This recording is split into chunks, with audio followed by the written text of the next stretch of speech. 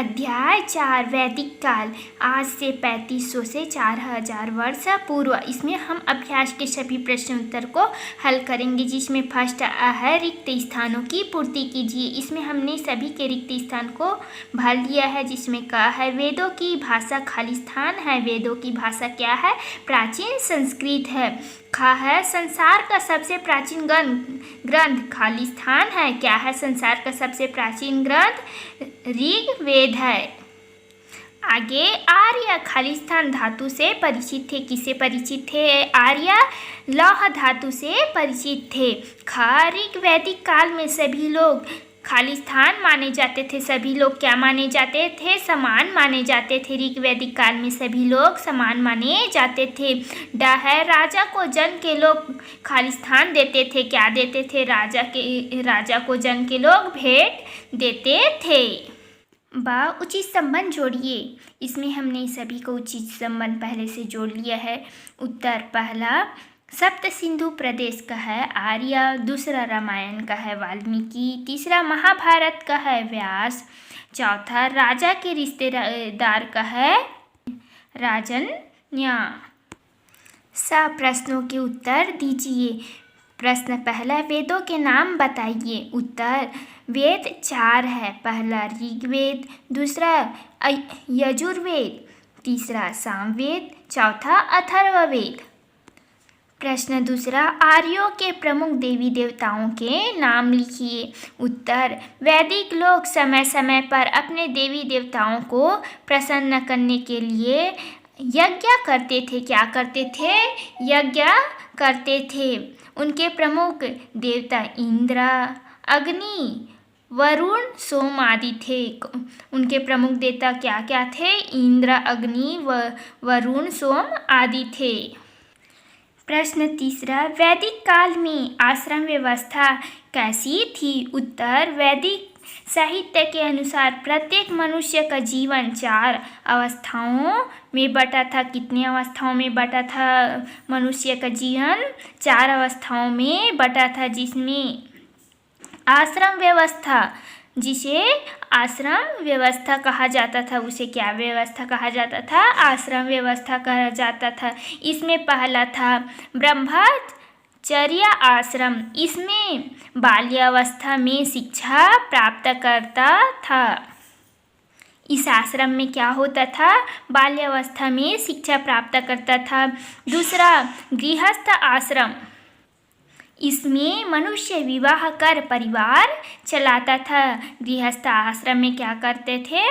मनुष्य विवाह कर परिवार चलाता था। तीसरा वानप्रस्थ आश्रम। इसमें मनुष्य परिवार से दूर रहकर चिंतन मनन करता था। क्या करता था? मनुष्य परिवार से दूर रहकर चिंतन मनन करता था।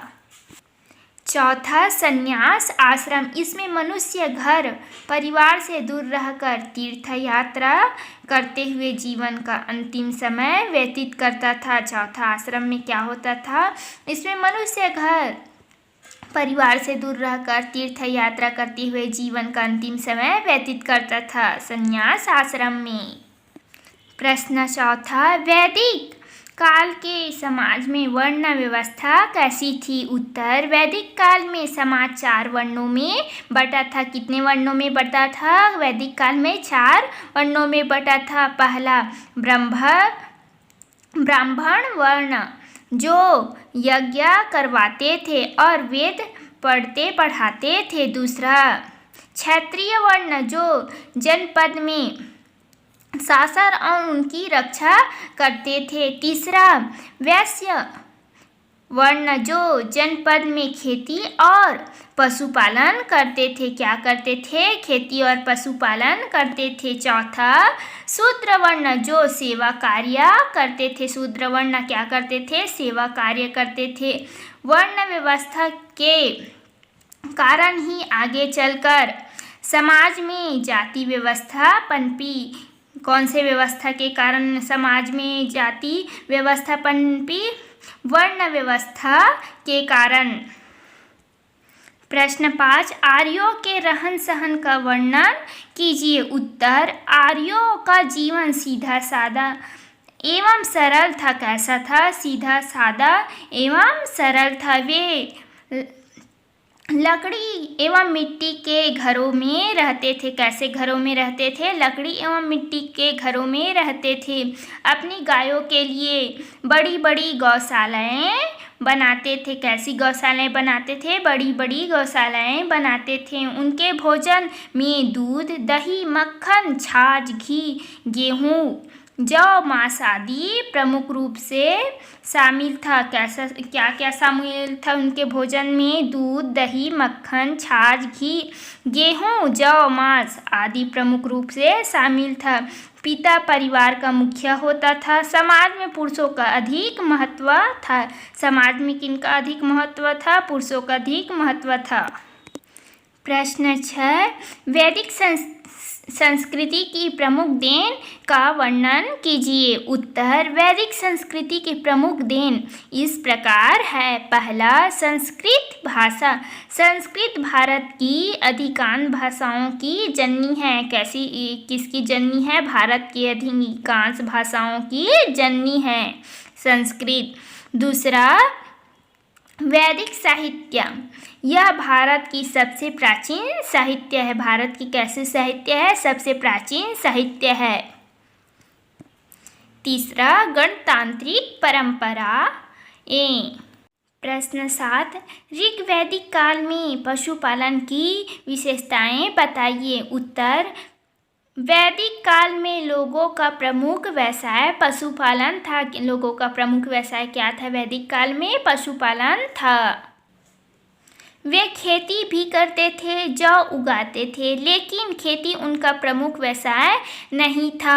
गाय उनकी प्रमुख धन थी। गाय उनकी क्या थी? प्रमुख धन थी। वे गायों की पूजा करते थे और गायों से दूध, मक्खन, घी आदि प्राप्त करते थे। उनका एक अन्य उपयोगी पशु घोड़ा था। अन्य उपयोगी पशु क्या था? घोड़ा था, जिसे वे रथों में जोतते थे।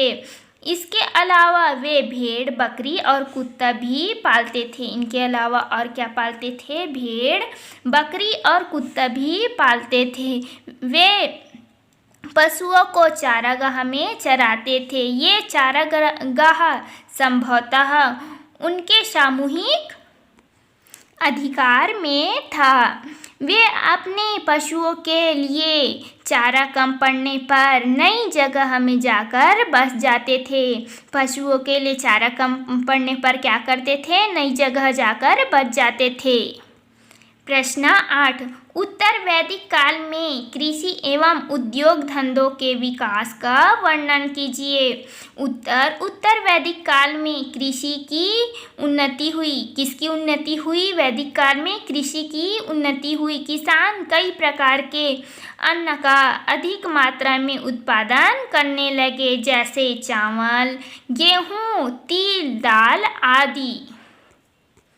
खेती की उन्नति के कारण वैदिक कालीन समाज में भौतिक समृद्धि दिखाई देने लगी। कैसे समृद्धि दिखाई देने लगी? भौतिक समृद्धि दिखाई देने लगी। इस समय नए नए आभूषण, चमड़े के चीज़ें, लकड़ी की चीज़ें बनाने वाले कुशल कारीगर होने लगे। इसके साथ ही विभिन्न धातुओं का उपयोग लोगों के जीवन में बढ़ने लगा। विशेष रूप से वे लौह का उपयोग करने लगे थे। किसका उपयोग करने लगे थे? विशेष रूप से लोहे का उपयोग करने लगे थे। इसे वे कृष्ण अयस्क या काला धातु कहते थे।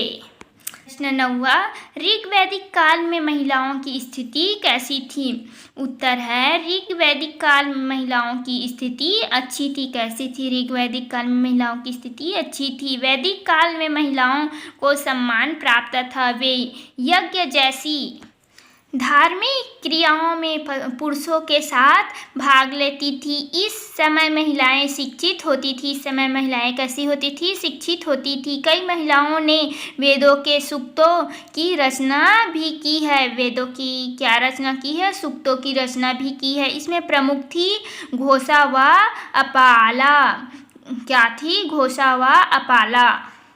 आगे है प्रश्न 10। उत्तर वैदिक काल में परिवार की विशेषताएं बताइए। उत्तर है उत्तर वैदिक काल में संयुक्त परिवार का प्रचलन था। क्या परिवार का प्रचलन था? संयुक्त परिवार का प्रचलन था। सभी भाई व कई पीढ़ी के लोग एक ही परिवार में साथ साथ रहते थे।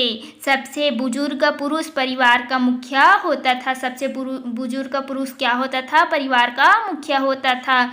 उसे गृहपति कहते थे। उसे क्या कहते थे? गृहपति कहते थे। सभी लोग उसकी बात मानते थे।